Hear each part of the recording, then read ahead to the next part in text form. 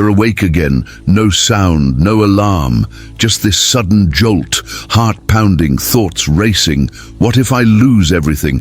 What if they find out I'm not as strong as I pretend to be? What if nothing goes as planned? We don't talk about these moments, but we all have them. They hit hardest in the silence, not during chaos, but in the stillness. And if you're honest, maybe this fear has shaped more of your life than you'd like to admit. But what if I told you? There's a way to look straight into the face of fear and take away its power, not by running from it, not by denying it, but by mastering it. That's exactly what the Stoics practiced, and what modern psychology is only now catching up to. It's called Premeditatio Malorum, or the premeditation of evils. The Stoics, from Marcus Aurelius to Epictetus, trained their minds not by avoiding fear, but by rehearsing it, not to become pessimistic, but to become unbreakable. According to Marcus Aurelius, when you wake up in the morning, tell yourself, today you will meet meddling, ungrateful, arrogant, dishonest, jealous, and surly people. This wasn't cynicism, it was armor. And today we're going to break down exactly how this ancient practice works, and why you need it now more than ever. In this video, you'll learn why imagining worst-case scenarios can actually make you stronger. You'll understand the philosophy behind this radical method and how to start using it, not someday, but today. By the end, you won't just be aware of your fears, you'll be holding the manual to dismantle them, piece by piece. Welcome to the Stoic Lighthouse. Let the Stoic Lighthouse guide you toward clarity and strength. If this already hits home, tap like now and subscribe. This journey is just beginning. And make sure to stay until the end, because the tool you're about to learn may completely redefine how you deal with fear. Number 1. What is Premeditatio Malorum? Imagine waking up each morning and instead of running from your fears, you confront them. You don't pretend they don't exist. You don't bury them under fake optimism or motivational cliches. You look them in the eye and say, let's go. That's the essence of Premeditatio Malorum, the Stoic practice of visualizing the worst that could happen, in vivid detail, not to attract disaster, but to remove its grip on you. The Stoics believed that we suffer more from our surprise than from reality itself, that the shock of the unexpected breaks us more than the event ever could. According to Marcus Aurelius, the soul becomes dyed with the color of its thoughts. This was a man who led an empire through plague, betrayal, war, and still kept his inner composure. Why? Because he rehearsed difficulty before it arrived. This mindset isn't about becoming cold or emotionless. It's about strengthening the core so that when life throws its hardest punches, you're not shattered. Epictetus taught his students that everything we own, our jobs, our bodies, even our relationships, are only on loan from life. And when life takes them back, we shouldn't scream. We should understand. According to Epictetus, never say, I have lost something. Only say, I have given it back. This is not resignation. It's preparation. It's power. The idea isn't to be obsessed with tragedy. It's to become fluent in it, so that when it comes knocking, you speak its language and you're not afraid. And this concept goes even deeper. Way before the Stoics, Heraclitus observed that everything is in constant change. That flux is the rule, not the exception. According to Heraclitus, the only constant in life is change. When you accept that truth, you stop expecting stability from a world that was never built to be stable. You stop resisting, and you start preparing. Chrysippus, one of the most rigorous Stoic minds, believed logic was the tool that allowed us to anticipate and manage emotion. He didn't just teach philosophy, he built mental systems that trained the mind to stay clear even when the world goes dark. And in the modern world, thinkers like William B. Irvine have shown that visualizing loss doesn't bring sadness, it brings presence.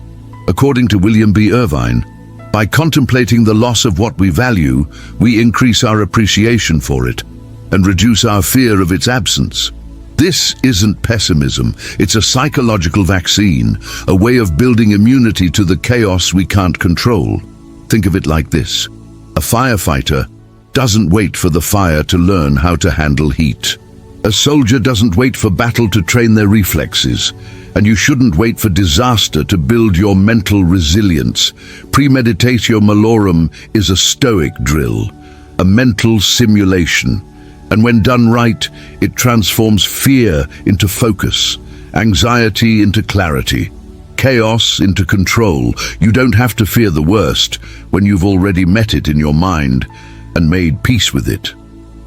Number 2, why imagining the worst makes you stronger. We've been taught to chase positive thinking, to visualize success, to repeat affirmations in the mirror until we believe them, but the Stoics went the other way. They didn't ignore fear, they rehearsed it. They didn't sugarcoat life, they trained for its bitterness. And here's the paradox: by imagining the worst, you don't become more anxious, you become more resilient, because fear doesn't come from the event itself, it comes from uncertainty. From that looping question that never shuts up. What if I fail? What if I lose my job? What if everything falls apart? But when you sit with those questions on purpose and flesh them out, you turn shadows into shapes, and suddenly fear becomes something you can face. Seneca, one of the greatest minds in Stoic history, understood this deeply. According to Seneca, he who fears death will never do anything worth of a man who is alive. And in his letters, he often encouraged his readers to practice poverty, to rehearse misfortune, not as punishment, but as preparation. When you've mentally lived through loss, hardship, or humiliation, it doesn't hit as hard when it arrives.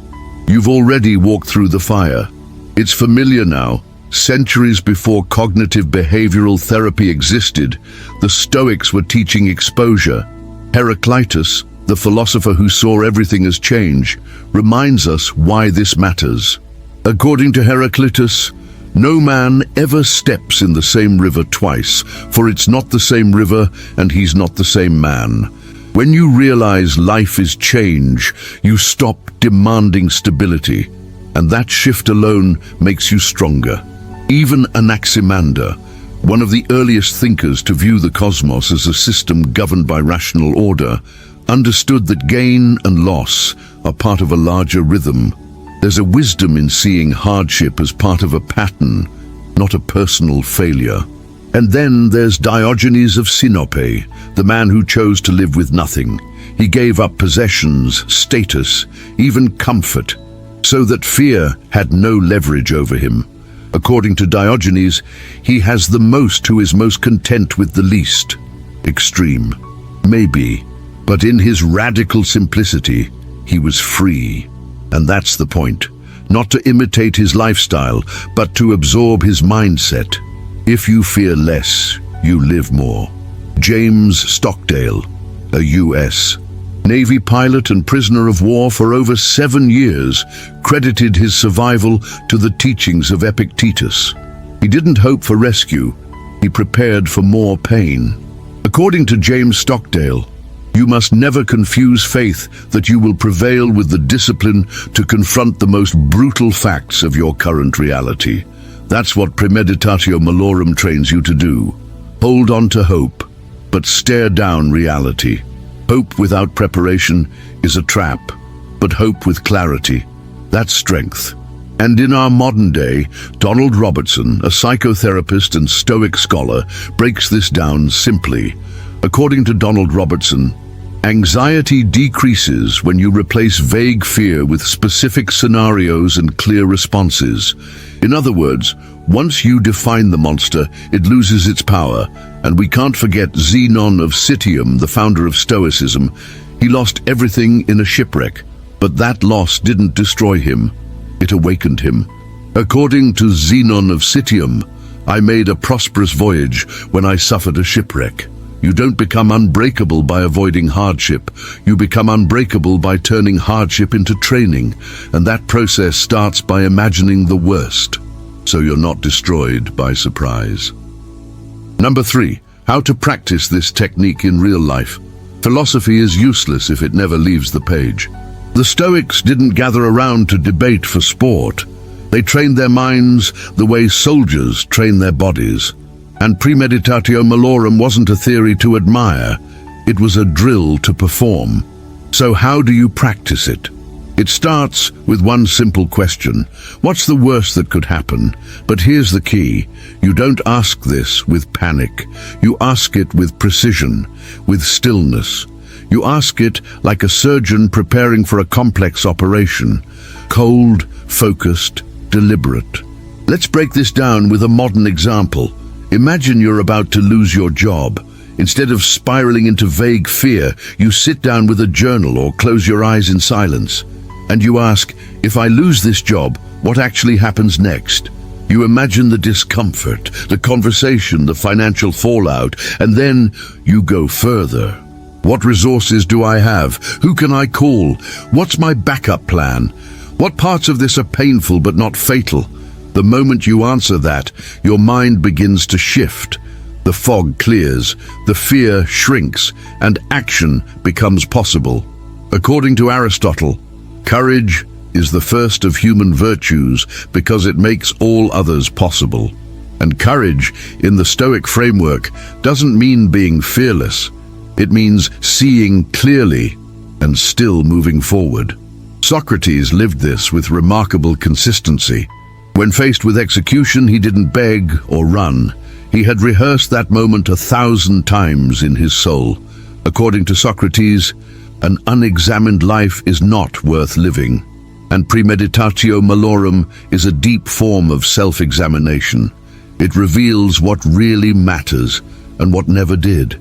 It strips away illusion, and in its place gives you a clean map of your emotional landscape.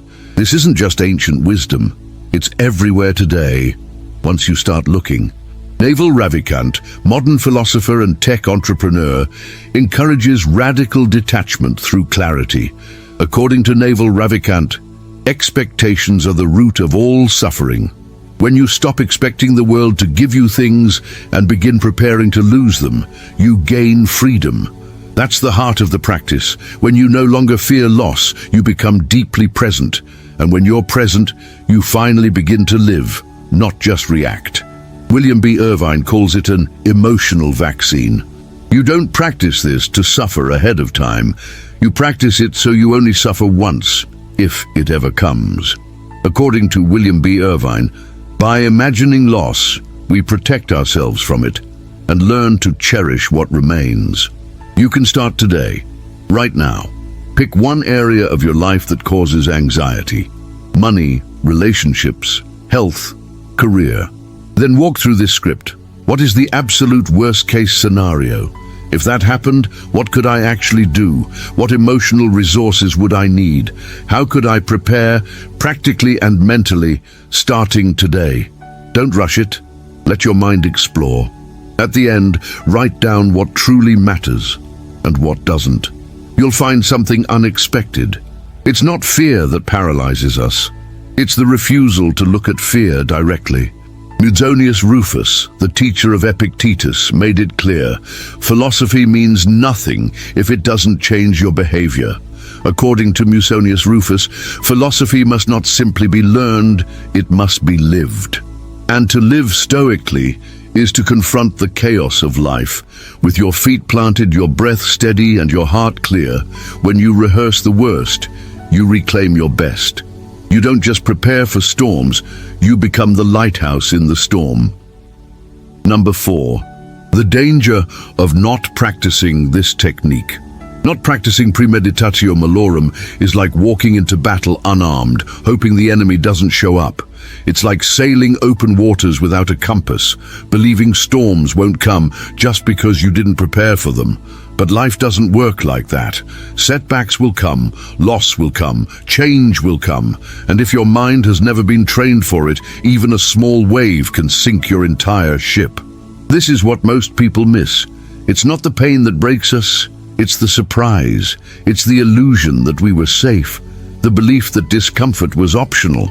Modern culture encourages comfort above all else. But the Stoics knew that too much comfort makes you weak.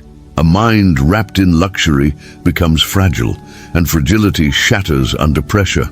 Seneca, who lived among power, wealth, and political danger, warned us centuries ago. According to Seneca, it is too late to prepare when danger has already arrived. Train in times of peace for the battles of war. You don't build a fortress during the storm, you build it before, when the skies are clear. And that's what Premeditatio Malorum gives you, psychological armor. Thales of Miletus, one of the earliest philosophers, said something that rings louder today than ever. According to Thales of Miletus, expect the unexpected, for it is the only thing that never fails.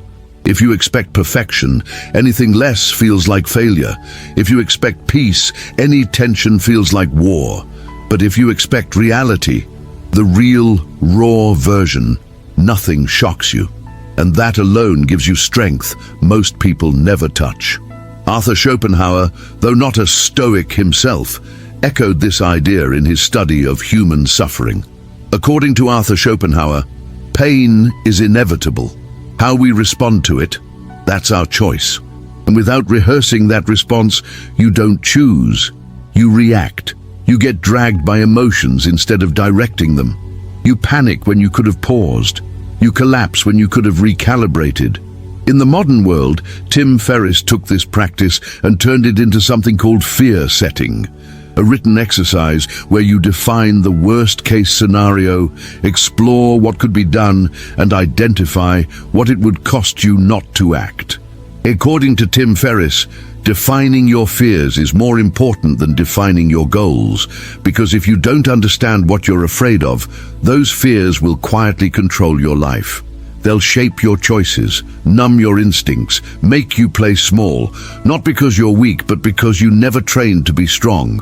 Baruch Spinoza, a rationalist philosopher who admired the Stoics, believed that true freedom isn't emotional detachment, it's intellectual clarity. According to Baruch Spinoza, only the person who lives by reason is truly free. That's what this practice gives you. Not immunity to hardship, but clarity in the middle of it. Ryan Holiday, one of today's most powerful Stoic voices, puts it plainly. According to Ryan Holiday, train your mind like a warrior trains his body. In hard times, you will fight with what you've trained, not with what you wish you had. If you wait for pain to prepare, it's already too late. But if you train now, quietly, daily, consistently, life's punches won't break you. They'll reveal your strength. The real risk isn't the worst-case scenario. It's not being ready for it. Most people spend their lives building walls around comfort, but forget that the strongest walls aren't made of brick. They're made of mindset. Premeditatio Malorum is not about inviting tragedy. It's about stripping away the illusion that tragedy can be avoided. It's not about obsessing over death or disaster. It's about walking toward life with your eyes open. Every Stoic master, from Socrates to Seneca, from Marcus Aurelius to Ryan Holiday, used this tool not to become cold, but to become calm. Not to embrace pessimism, but to stand unshaken in reality. You now know that the worst-case scenario isn't always the enemy. Sometimes it's your greatest teacher. Marcus Aurelius, Emperor of Rome and student of suffering, said it best. According to Marcus Aurelius, you have power over your mind, not outside events. Realize this and you will find strength. This is the power of Premeditatio Malorum.